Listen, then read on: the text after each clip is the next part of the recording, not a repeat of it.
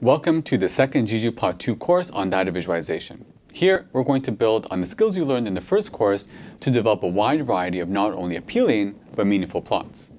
We'll examine the last four layers: statistics, coordinates, facets, and themes in detail. We'll also give you some tips for data viz best practices so you can make proper use of your new skill set. At the end, we'll wrap up with a case study using the California Health Information Survey, which will guide us through a complete process from exploratory to flexible explanatory visualizations. R has risen dramatically in popularity over the past years, not only because it offers excellent visualizations, but also because it can combine this with a strong statistical foundation. In this chapter, we'll explore how this happens in ggplot2's statistics layer. There are two broad categories of functions in this family: those that are called from within a geom and those which are called independently. As you may have guessed, all the statistical functions begin with stats underscore. Actually, we've already encountered stats functions when we use geom histogram. Recall that under the hood, this function called stat_bin to summarize the total count in each group. You may also remember that when we discussed geom bar, I mentioned that its default stat is set to bin. So we could have produced the same result if we used geom bar. Or we could have just called stat_bin directly and produced the same plot. You also saw this in the exercises where stat_bin also took grouping by fill into account.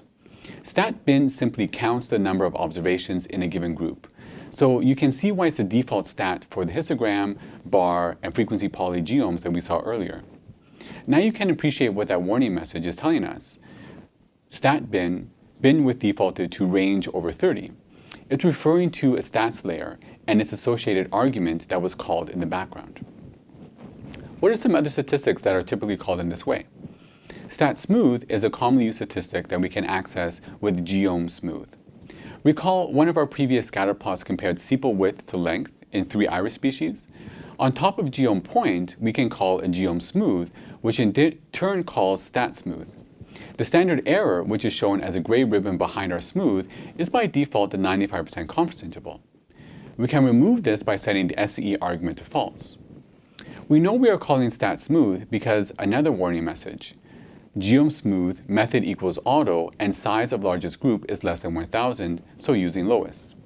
Lowest is a non-parametric smoothing algorithm that basically works by passing a sliding window along the x-axis. Within each window, a weighted mean is calculated for the model.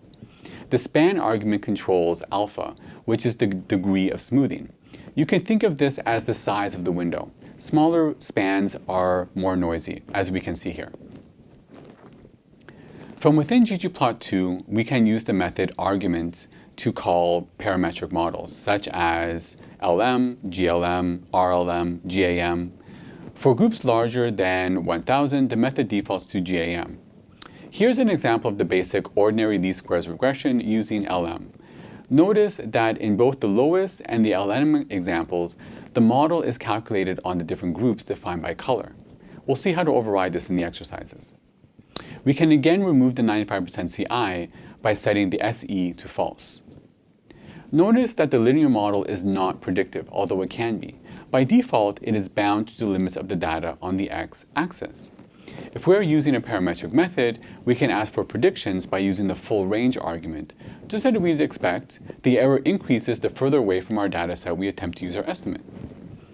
There are a variety of other stats functions which we will encounter throughout the rest of the data visualization courses, some of which are particularly useful for dealing with large data sets, such as bin dot, bin hex, bin 2D, and contour. We'll encounter those in the next course when we consider the graphics of large data sets. In general, you won't have to call these functions directly, but it is worth knowing about the relationship between geoms and their respective statistics. You'll understand warning and error messages better, and the help pages for the stats function are often more informative if you need to adjust any parameters. Okay, let's see how stat functions work in practice in the exercises.